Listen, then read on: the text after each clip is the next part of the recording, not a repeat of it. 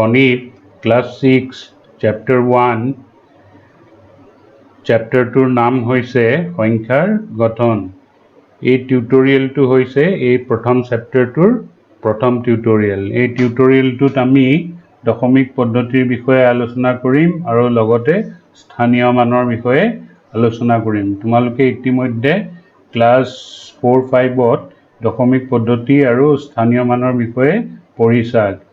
কিছু কথা তোমালোকে ইতিমধ্যে জানা, কিন্তু তথাপি এই টিউটৰিয়েলটোত তোমালোকে নিশ্চয়কৈ কিছু নতুন কথা শিকিব পাৰিবা, কিয়নো আমাৰ টিউটৰিয়েলবিলাকত আমি কিছুমান ছবিৰ সহায়ত কনচেপ্টবোৰ বুজিবলৈ চেষ্টা কৰিম। গতিকে এনেকৈ ছবিৰ সহায়ত শিকাটো তোমালোকৰ বাবে ইণ্টাৰেষ্টিং হ'ব বুলি মই ভাবিছোঁ, আৰু লগতে তোমালোকে কনচেপ্টবোৰ বুজি পাবলৈ সহজ হ'ব আৰু তোমালোকে কনচেপ্টবোৰ মনত ৰাখিব পাৰিবা অতি সহজতে। গতিকে আমি এই টিউটৰিয়েলটো পোনে পোনে আৰম্ভ কৰোঁ আহা। টিউটৰিয়েলটোৰ আৰম্ভণিতে আমি এটা সৰু সংখ্যাৰ উদাহৰণ হাতত লৈছোঁ। সংখ্যাটো হৈছে 36 বা 36। এই সংখ্যাটোৰ গঠন আমি এখন ছবিৰ সহায়ত বুজিবলৈ চেষ্টা কৰিম। এই ছবিখনত তোমালোকে কিছুমান টেনিছ বল দেখিছা। আমি ইয়াত 36টা টেনিছ বল লৈছোঁ এই সংখ্যাটোৰ গঠন বুজাবৰ কাৰণে। তোমালোকে জানা যে ইয়াত 6 ডিজিট বা অংকটো এককৰ স্থানত আছে আৰু 3 অংকটো দশকৰ স্থানত আছে। আমি সোঁফালৰ পৰা প্ৰথমৰ স্থানটোক বা একম স্থানটোক এককৰ স্থান বুলি কওঁ আৰু দ্বিতীয় স্থানটোক দশকৰ স্থান বুলি কওঁ। সেইদৰে তৃতীয় স্থানটোক শতকৰ স্থান আৰু চতুৰ্থ স্থানটোক হাজাৰৰ স্থান বুলি কওঁ। এইবিলাক কথা তোমালোকে ইতিমধ্যে পঢ়িছা। এতিয়া আমি এই 36 সংখ্যাটোৰ গঠনটো টেনিছ বলৰ সহায়ত প্ৰথমতে বুজি লওঁ আহা। এই সংখ্যাটোত এককৰ স্থানত থকা অংকটো হৈছে 6 আৰু ছবিখনত মন কৰা ইয়াত 6টা বগা বক্সত এটা এটাকৈ মুঠ 6টা টেনিছ বল আছে। ইয়াৰ অৰ্থটো হ'ল যে এককৰ স্থানত আমি এটা এটাকৈ গণনা কৰোঁ।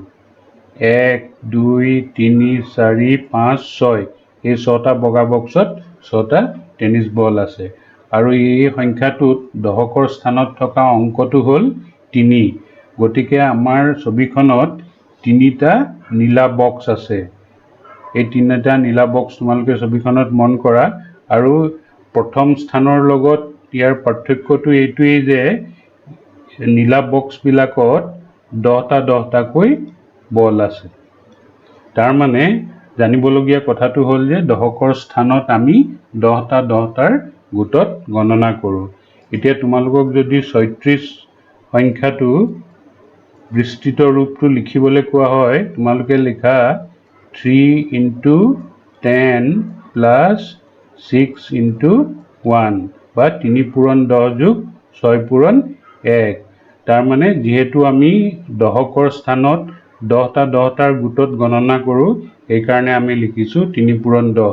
আৰু যিহেতু এককৰ স্থানত আমি এটা এটাকৈ গণনা কৰোঁ, সেইকাৰণে আমি লিখিছোঁ 6 পূৰণ 1। গতিকে এই কথাটো ভালদৰে বুজি পাবলৈ আমি আৰু এটা উদাহৰণ চাওঁ আহা। এই দ্বিতীয় উদাহৰণটোত আমি এটা 3 ডিজিট নাম্বাৰ লৈছোঁ। তাৰমানে এটা 3টা অংকৰে গঠিত সংখ্যা লৈছোঁ। এই সংখ্যাটো হৈছে 395, 395। এতিয়া আগৰ উদাহৰণটোৰ নিচিনাকৈ ইয়াত প্ৰথম স্থানত বা এককৰ স্থানত যিহেতু 5 আছে, গতিকে ইয়াত তোমালোকে ছবিখনত 5টা বগা ৰঙৰ বক্স দেখিছা, য'ত এটা এটাকৈ টেনিছ বল আছে। তাৰমানে আমি এককৰ স্থানত এটা এটাকৈ গণনা কৰোঁ। এইদৰে দশকৰ স্থানত থকা অংকটো হৈছে 9 আৰু ইয়াত তোমালোকে 9টা নীলা ৰঙৰ বক্স দেখিছা, য'ত এটা এটা বক্সত 10টাকৈ টেনিছ বল আছে। তাৰমানে দশকৰ স্থানত আমি 10টাকৈ বা 10টাৰ গোটত গণনা কৰোঁ।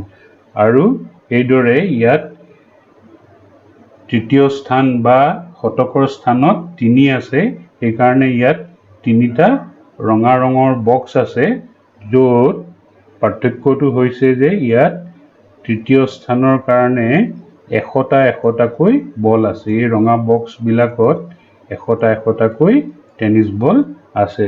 ইয়াৰ অৰ্থটো হ'ল যে শতকৰ স্থানত বা তৃতীয় স্থানত আমি 100টাৰ গোটত গণনা কৰোঁ। এতিয়া যদি আমি এই সংখ্যাটো 395 সংখ্যাটো বিস্তৃত ৰূপত লিখোঁ, তেতিয়াহ'লে আমি লিখিম 395 সমান 3 পূৰণ 100 যোগ 9 পূৰণ 10 যোগ 5 পূৰণ 1। তাৰমানে এককৰ স্থানত যিহেতু আমি এটাকৈ গণনা কৰোঁ, সেইকাৰণে এককৰ স্থানৰ অংকটোৰ লগত আমি 1 পূৰণ কৰিছোঁ। সেইদৰে দশকৰ স্থানৰ অংকটোৰ লগত 10 পূৰণ কৰিছোঁ, যিহেতু আমি দশকৰ স্থানত 10টাৰ গোটত গণনা কৰোঁ। আৰু শতকৰ স্থানৰ অংক 3ৰ লগত আমি 100 পূৰণ কৰিছোঁ, যিহেতু আমি শতকৰ স্থানত 100টাৰ গোটত গণনা কৰোঁ।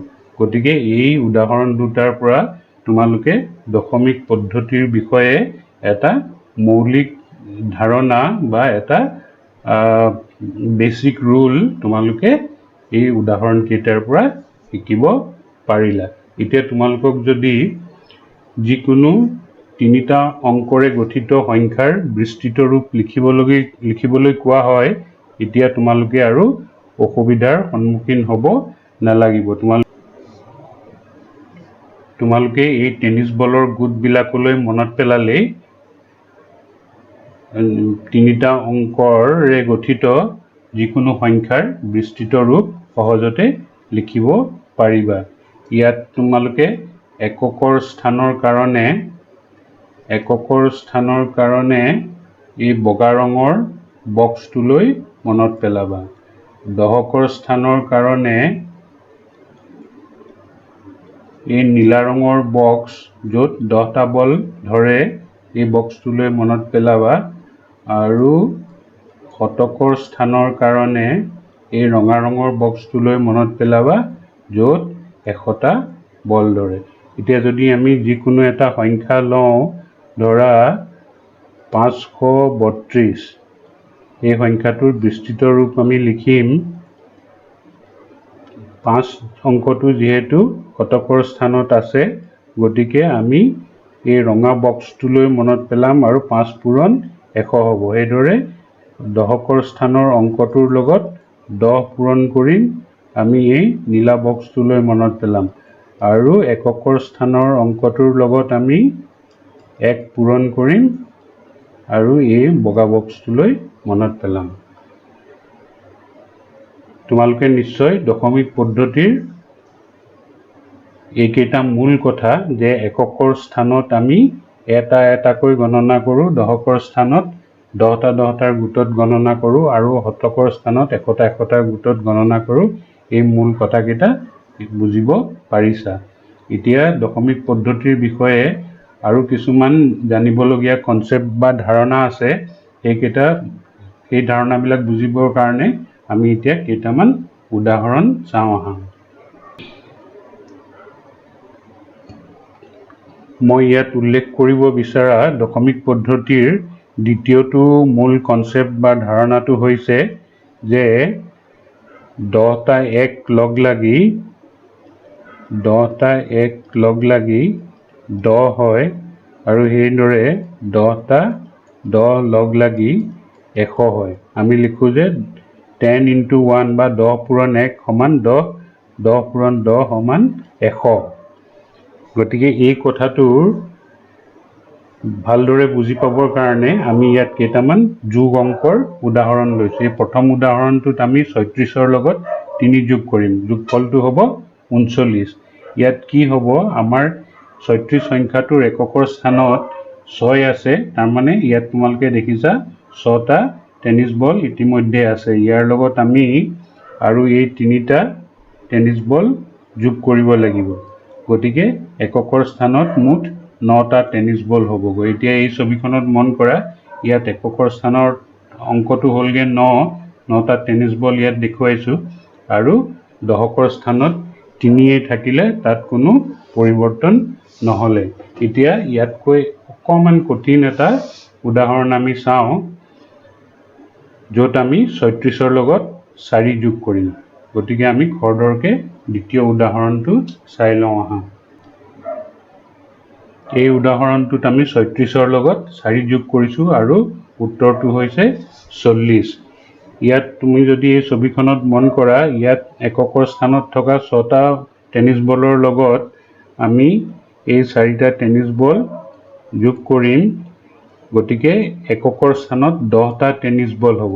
এই 10টা টেনিছ বল হোৱাৰ লগে লগে এই 10টা বলৰ এটা গোট হ'ব আৰু এই গোটটো দহকৰ স্থানলৈ স্থানান্তৰিত কৰিব লাগিব। গতিকে দহকৰ স্থানত আমাৰ 10টা বলৰ 4টা গোট হ'ব আৰু এককৰ স্থানত এটাও বল নাথাকিব, সেইকাৰণে 0 হ'ব।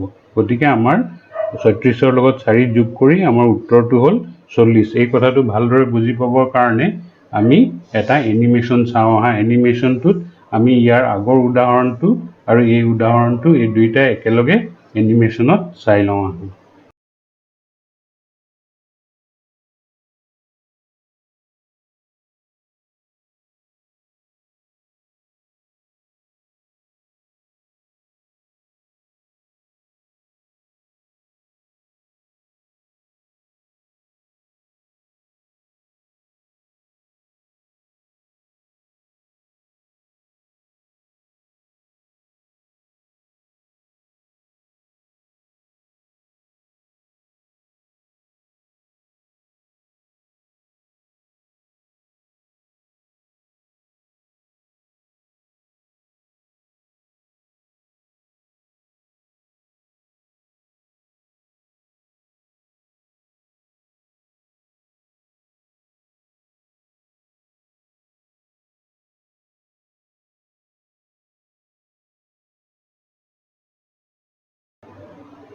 তোমালোকে এনিমেশ্যন কেইটাত নিশ্চয় মন কৰিলা কেনেকৈ টেনিছ বলবিলাকৰ মুভমেণ্ট হৈছে বা কেনেকৈ টেনিছ বলবিলাক আমি স্থানান্তৰিত কৰিছোঁ। এতিয়া আৰু এটা উদাহৰণ চাওঁ, য'ত 36ৰ লগত আমি 6 যোগ কৰিম, উত্তৰটো হ'ব 42। গতিকে এইটো বুজি পাবলৈ বা টেনিছ বলবিলাকৰ কেনেকৈ স্থানান্তৰিত হয় এইটো চাবৰ কাৰণে আমি এনিমেশ্যনটো খৰধৰকৈ চাই লওঁ আহা।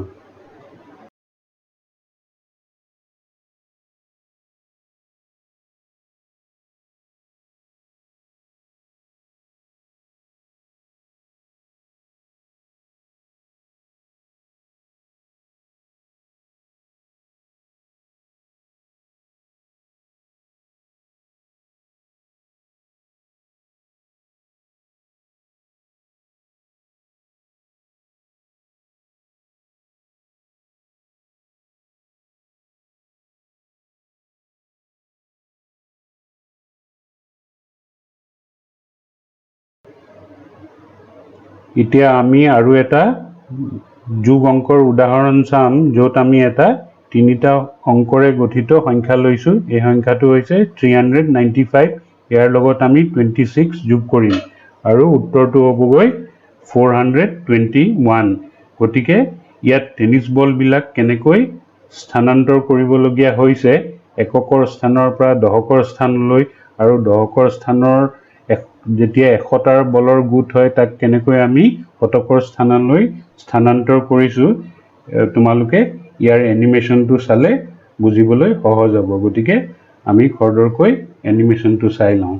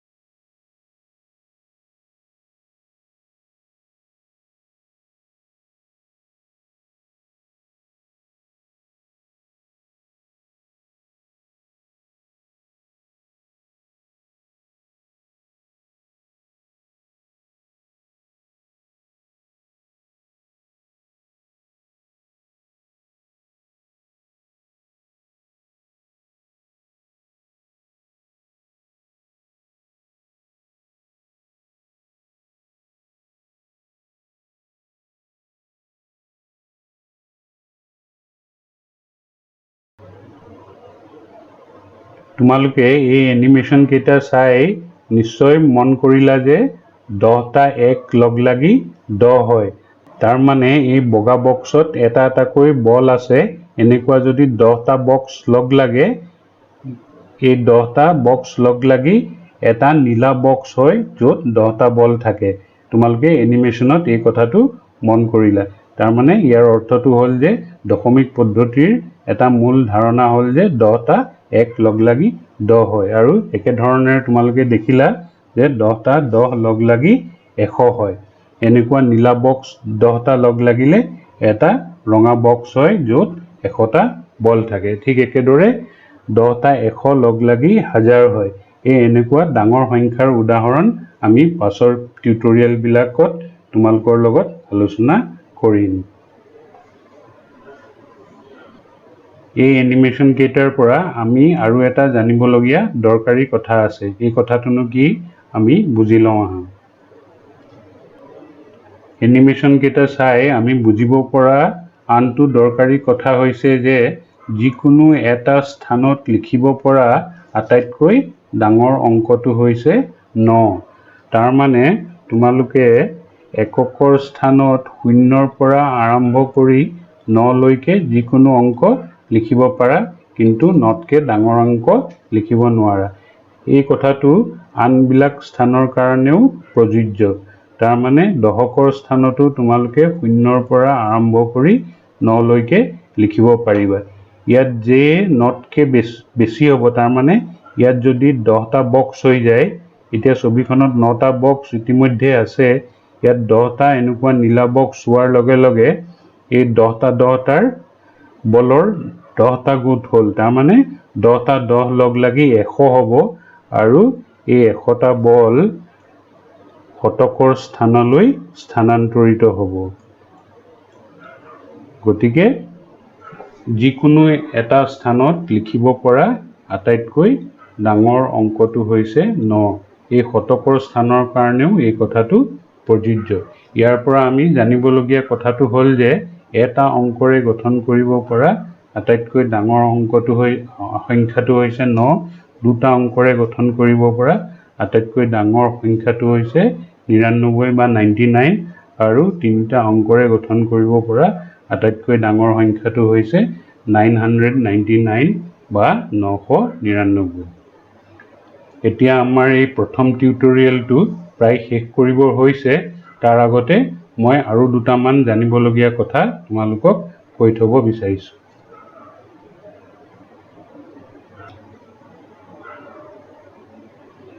আমি এই টিউটৰিয়েলটোৰ প্ৰথম উদাহৰণটোত 36 সংখ্যাটো লৈছিলোঁ।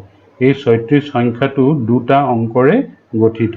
ইয়াত 3টো হৈছে এটা অংক, আৰু একেদৰে 6টো হৈছে এটা অংক, আৰু এই দুটা অংক লগ লাগি 36 সংখ্যাটো হৈছে। তাৰমানে মই ইয়াত তোমালোকক অংক আৰু সংখ্যা এই শব্দ দুটাৰ পাৰ্থক্যটো বুজাবলৈ বিচাৰিছোঁ। তোমালোকৰ প্ৰায় সকলোৱে ইতিমধ্যে এই কথাটো জানা, মই ইয়াত আকৌ তোমালোকক এবাৰ কৈ থলোঁ। এতিয়া দশমিক পদ্ধতিৰ আমাৰ মুঠ 10টা অংক আছে। সেই 10টা অংক হ'ল 1, 2, 3, 4, 5, 6, 7, 8, 9 আৰু 0। এই 10টা অংকৰে সৰুৰ পৰা ডাঙৰলৈ সকলোবোৰ সংখ্যা গঠন কৰিব পাৰি। ইংৰাজী বৰ্ণমালাত যেনেকৈ 26টা আখৰ আছে, আৰু সেই 26টা আখৰেৰে তোমালোকে সকলোবোৰ শব্দ লিখিব পাৰা, ঠিক একেদৰে গণিতত এই 10টা অংক আছে, যি 10টা অংকৰে তোমালোকে সকলোবিলাক সংখ্যা লিখিব পাৰিবা। সৰু ডাঙৰ সকলোবিলাক সংখ্যাই লিখিব পাৰিবা। আৰু এটা কথা, দশমিক পদ্ধতিক আমি হিন্দু আৰবিক পদ্ধতি বুলিও কওঁ। ইয়াৰ আঁৰত এটা বুৰঞ্জী আছে, সেই বিষয়ে আমি আন এটা টিউটৰিয়েলত থুলমূলকৈ আলোচনা কৰিম। এতিয়া এই টিউটৰিয়েলটো সমাপ্ত কৰাৰ আগতে আমি ইয়াত কি কি মূল কথা শিকিলোঁ এটা সাৰাংশ চাই লওঁ আহা। আমি এই টিউটৰিয়েলটোত শিকা প্ৰথম মূল কথাটো হৈছে এককৰ স্থানত আমি এটা এটাকৈ গণনা কৰোঁ, দশকৰ স্থানত আমি 10টাৰ গোটত গণনা কৰোঁ আৰু শতকৰ স্থানত আমি 100টাৰ গোটত গণনা কৰোঁ। দ্বিতীয়টো কথা হৈছে 10টা 1 লগ লাগি 10 হয়, 10টা 10 লগ লাগি 100 হয় আৰু 10টা 100 লগ লাগি 1000 হয়। আনটো কথা হৈছে এটা অংকৰে গঠন কৰিব পৰা আটাইতকৈ ডাঙৰ সংখ্যাটো হৈছে 9, দুটা অংকৰে গঠন কৰিব পৰা আটাইতকৈ ডাঙৰ সংখ্যাটো হৈছে 99 আৰু তিনিটা অংকৰে গঠন কৰিব পৰা আটাইতকৈ ডাঙৰ সংখ্যাটো হৈছে 999 বা 999। এতিয়া ইয়াৰ পাছৰ টিউটৰিয়েলটোত তাৰমানে টিউটৰিয়েল নাম্বাৰ 2ত আমি 0 অংকটোৰ গুৰুত্ব আৰু মানৱ ইতিহাসত সংখ্যাৰ ক্ৰমবিকাশৰ বিষয়ে থুলমূলকৈ আলোচনা কৰিম।